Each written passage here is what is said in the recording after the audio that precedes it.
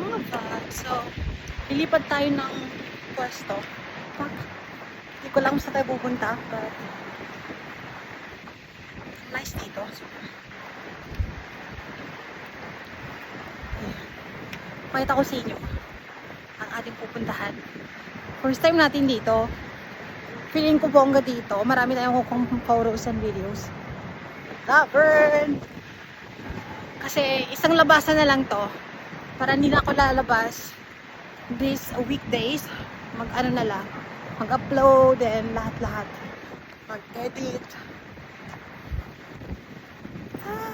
Kagandahan dito mga bakla. Pwede ka mag-bike. So, kung may bike ka, pwede ka mag-bike. Ayan. So, ayun, update ko na lang kayo later on. Mag-take. Wala tayo ng photos.